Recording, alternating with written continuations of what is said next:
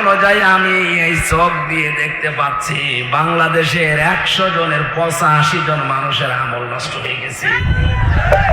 আর এই কথা বললে অনেকে রাজনীতি মনে করে মন খারাপ করে। কোরআন বিজয় করা লাগবে, কোরআন কায়েম করা লাগবে, প্রতিষ্ঠিত করা লাগবে। কথা শোনার পরে যদি কারো কাছে রাজনীতি মনে হয়, এটাই রাজনীতি। আসসালামু আলাইকুম ওয়া রাহমাতুল্লাহি ওয়া বারাকাতুহু।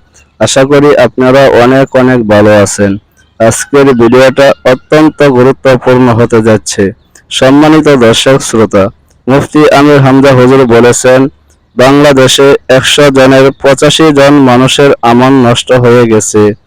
আমল কিভাবে নষ্ট হয়েছে বিস্তারিতভাবে সম্পূর্ণ ভিডিওর মধ্যে দেওয়া আছে। সম্মানিত দর্শক শ্রোতা, চলেন কথা না বাড়িয়ে সম্পূর্ণ ভিডিওটা দেখে আসি। যদি কারো মন খারাপ হয়, কসম করে বলছি ওর পেছনের আমল আল্লাহ সব নষ্ট করে দিয়েছে। এটা তো আমি বানিয়ে বললাম। সূরা মুহাম্মদ 9 নম্বর আয়াত, যালিকা বিআন্নাহুম কারিহু মা আনজালাল্লাহু ফাআহবাতা আমালাহুম। আল্লাহ কোরআনে যা নাযিল করেছেন মানে না এমন না। যদি কেউ কোনো বিধান শোনার পরে মন খারাপ করে, সঙ্গে সঙ্গে ফাআহবাতা আমালাহুম, ওর পেছনের সব ভালো কাজ আল্লাহ নষ্ট করে দেয়। এই আয়াত অনুযায়ী আমি এই চোখ দিয়ে দেখতে পাচ্ছি বাংলাদেশের 100 জনের 85 জন মানুষের আমল নষ্ট হয়ে গেছে।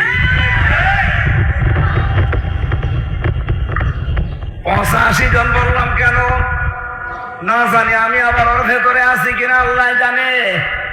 কোরআনের কথা মেনে নেওয়া স্বতঃস্ফূর্ত ভাবে তো দূরের কথা, কেউ যদি শুধু মন খারাপ করে মানা যায়, আবার পেছনের সব কাজ আল্লাহ ধ্বংস করে দিয়েছে। এই হিসাবে বলেন তো এ দেশে এরকম মানুষ নেই কেন? কোরআন এজাহার করার জন্য বললেন বলেন। এরপরের যে 2টা শব্দ খুব গুরুত্বপূর্ণ। এখানে যারা বিভিন্ন মাদ্রাসায় হাদিস পড়ায়, মুহাদ্দিস, জিজ্ঞাসা করেন মাঝখানে নবীজি ফা দিয়েছেন। ফা অক্ষরটা আরবি গ্রামার অনুযায়ী বালাগাত মান থেকে 13টা অর্থে ব্যবহার হয়। কয়টা? আগের এই 2টা শব্দ যদি কেউ মেনে নিতে পারে, পরের যে এই সমস্ত বিষয়গুলো আসবে অবশ্যই আল্লাহ তার জীবনে কার্যকর করবে। শব্দের দিকে আমি খেয়াল করার জন্য বলছি আলেমদের। প্রথম ছিল যে ব্যক্তি কোরআন পড়ে, পড়ার হক কয়টা? বলেন বলেন, আরো জোরে বলেন। কালকে কেউ এভাবে ক্লাস নিলে বলতে পারবেন কোরআন পড়ার হক কয়টা?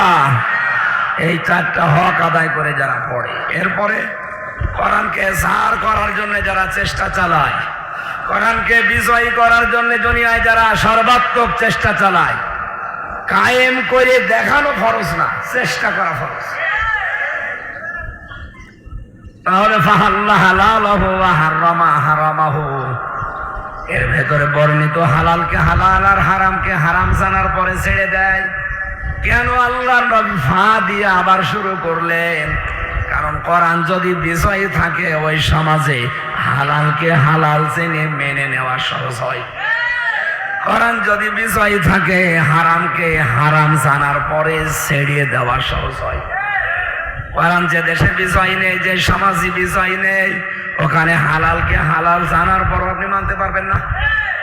এরকম জায়গা নেই, নাম ধরা লাগবে। হারামকে হারাম জানার পর আপনি ছাড়তে পারবেন না। এই কথা বলেন না কেন?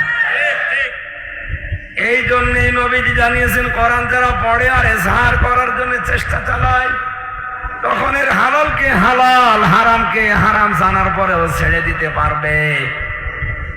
কি হবে জানো? আদখালাহুল্লাহুল জান্নাহ, আল্লাহ নিজে দায়িত্ব নিয়ে তাকে জান্নাতে দেবে না দিয়েছে।